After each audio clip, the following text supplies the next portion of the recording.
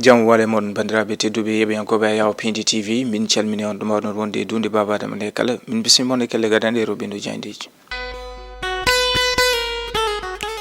aljuma sappo e jeeɗiɗi lewru janvier 2025 bisimilla mon e kelle gadande roɓindo jayndeji puɗɗortoɗen ko jayde guendire leydi Sénégal jayde Le Soleil ɓe garti koye rentrée des cours et tribunaux kolol gadunol ngol ganduɗa ardima ɗum kanko hoorejo leydi ndi son excellence Bassirou Diomaye Diakhar Faye ngal dental ganduɗa ko moɓodiral magistrat en kamɓe ne wayno nden titonde ko yitno noon to banggue le droit de grève en débat ɓe garti kamɓe jayde Le Soleil ɓe garti to banggue wellitare wadde hofgo juuɗe ɗum noon woni ko ganduɗa ko ɗum wonno yewtere nde hanki kanko hoorejo leydi ndi noon o waggini ɓen ɓe ganduɗa ko magistrat en e nden jonde hanki jayde rewmi quotidien ɓe garti koye première rentrée des cours et tribunaux kanko e tawtorgol walla mbiyen ko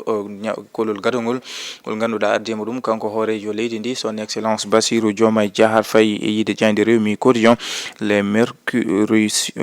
mercurial des juges ɓe garti kamɓe ɓe ganduɗa ko kamɓe dilloɓe to banggue ñawoje ɓe garti noon koye le réquisitoire du président Bassirou Diomaye Diakhar Faye warti e ɓen ɓe ganduɗa ko ñawo joguiɓe ñawoje ɗe mbawata ha joni ƴewtade ko ganduɗa to banggue golle mumen kono kadi mbawa ƴewtade to banggue wonande ko yete ko fodde wadde grève kono kadi eko yutno e l'ordre public jayde rewmi quotidien arti mo ganduɗa ko président BDS kanko noon hanki o ne wayno e yiide rewmi quotidien ne wayno o jaɓɓama tawi ko audience hakkude makko mo ganduɗa ko directeur de l'emploi Babacar Sy taw yitno noon koye ɓen ujunere sukaɓe ɓe ganduɗa ko heblonoɓe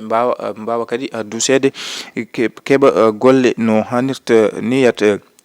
jayde révélation ɓe garti ko et devant les militants de l'APR Farba Ngom déclare son intention de se battre jusqu'au bout ɓe garti noon koye keewal ɓen ɓe ganduɗa ko nangoranɓe hanki Farba Ngom tawi ko militant ji APR yiɗɓe yadiɓe kanko Farba Ngom o holliti noon nde ɗo haare walande e dow makko mo o daro o haaɓe ha ni nde wayno haɗum gasa kono kadi mo jattino huccodirde e laamu ngu yiiɗe ɓe ganduɗa ko taweteɓe lande APR kamɓe e sehilaɓe Farba Ngom yiide jayde révélation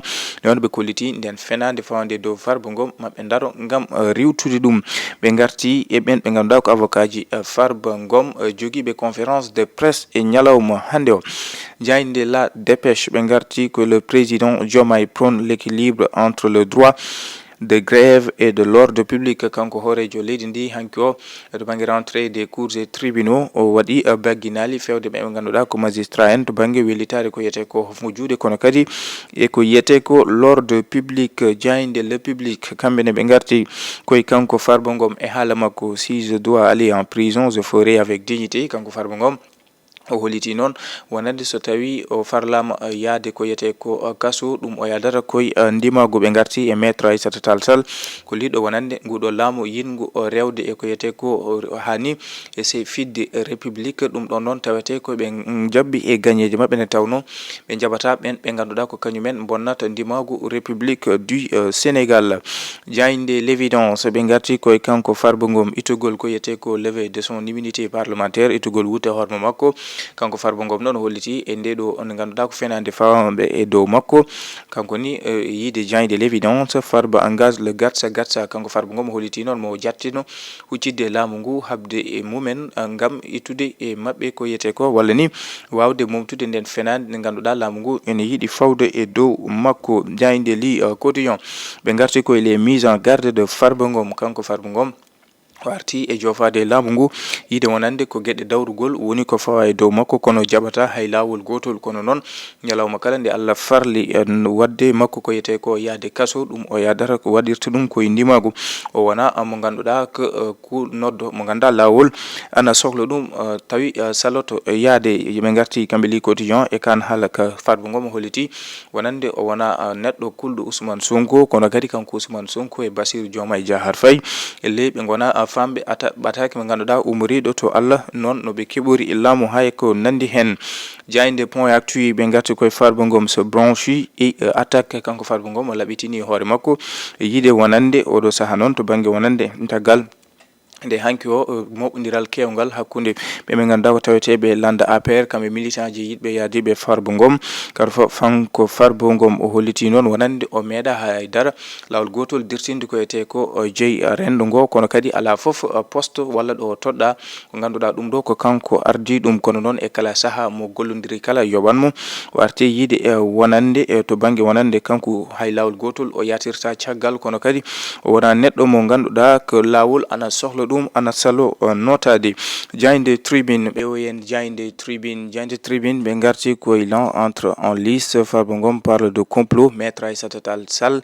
menace Jayde Tribune ɓe garti koye wonande nden haare nde ganduɗa sumbama ɓen ɓe ganduɗa ko kay potital APR Alliance pour la République ɓe kolliti noon maɓe jattino gam huccodirde e laamu ngu kanko Farba Ngom o holliti ɗum ɗo ko ɗum gueɗe dawrugol maître Aissata Tall Sall kañum arti yiide wonande ɗum ɗo ko ɗum hunde nde ganduɗa ɓe darata ko yebde hay lawol gotol ɓe ganduɗa ko nguɗo laamu ene fawa nden fedande emen ganduɗa ko yadiɓe APR kono kanko Farba Ngom arti yiide wonande so tawi farlama e makko yaade to dumbirdu o yadata ɗum ko e ndimagu kono Jayde Tribune arti e ɓen ɓe ganduɗa ko ɗo e nder leydi Sénégal ko abbi e temedde ko abbi e caɓanɗe jeegom e jeeɗiɗi boulangerie ɓen ɓe ganduɗa ko yuɓɓinoɓe mburu ana jogori uddude dambe mumen ɗum saabi kanko Amadou Gaye o erima laamu ngu nde wata sowde ɓen ɓe ganduɗa ko dilloɓe e jeygu mburu Jayde L'Observateur ɓe garti koye pôle judiciaire financier kanko directeur général mo Sen Setal hanki o ne wayno o fawama jungo ɗum noon ko caggal nde ko yitno alhaali copreje ɗe ganduɗa haalino ɗum kanko Tabaski Ngom ɓe garti yiide wonande chèque uji temedde million ngaji caggal de o hetta hani e wasde ha joni darade to banggue haala saabi pawgol makko jungo Tabaski Ngom Mor Gueye ɓenne kañumen ne wayno brigade de recherche fawe mumen jungo toon to gendarmerie mbo Saly ɓe garti on mo ganduɗa ko chef d'entreprise mo ganduɗa ko waɗama transféré ga e Dakar gam tawtude mo ganduɗa ko Tabaski Ngom hanki o baɗaɗo garde à vue caggal nde hetta ɓe garti ni e kan haala ka ganduɗa ne wayno ne addi ɗum ɗin temedde jeegom e caɓanɗe jeetati e goho million mo ganduɗa rewi hakkude Moustapha Diop maire mbo Louga kam e Tabaski Ngom mo ganduɗa on ko kay tigui kanko Tabaski Ngom mo ganduɗa wonino ko wiyete ko kanko Tabaski Ngom gonnoɗo inspectrice du trésor mo ganduɗa hanki o waɗama garde à vue Jayde Wolf Quotidien ɓe garti koye rentrée des cours et tribunaux waggino kanko hoorejo leydi ndi son excellence Bassirou Diomaye Diakhar Faye caggal nde o ardi nden dental magistrat en o wagginiɓe ko witno to banggue wonande fannu golle mabɓe Jayde Wolf Quotidien arti hen Jayde Sud Quotidien ko hen ɓe garti rentrée solennelle des cours et tribunaux e koye kolol gadunol e tawtorede kanko hoorejo leydi ndi Bassirou Diomaye Diakhar Faye kanko hoorejo leydi ndi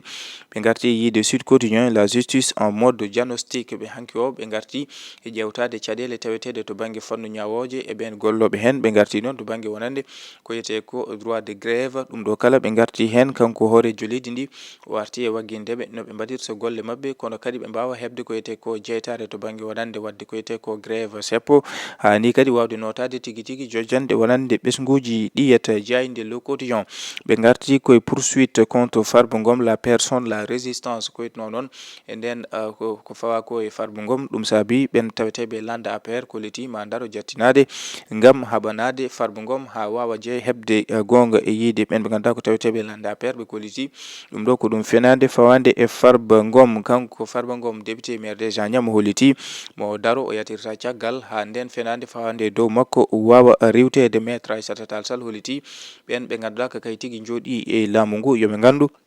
ɓe mbawa dartinde kono kadi ɓe kollita koye mabɓe ɓe ganda kadi ɓe ɓuraniɓe cuusal yoɓe daro kono kadi maɓe daro gam rewtude nden fenande fawande o mo ganduɗa ko député maire des Agnam Farba Ngom bandiraɓe tedduɓe heeɓiyankoɓe Ayaw Pindi TV ko ɗum woni komin dobinnomon kelle gadanero ɓindo jandeji subaka hande o ɓe dokon aadi altinde paɗo so hawre welede Allah.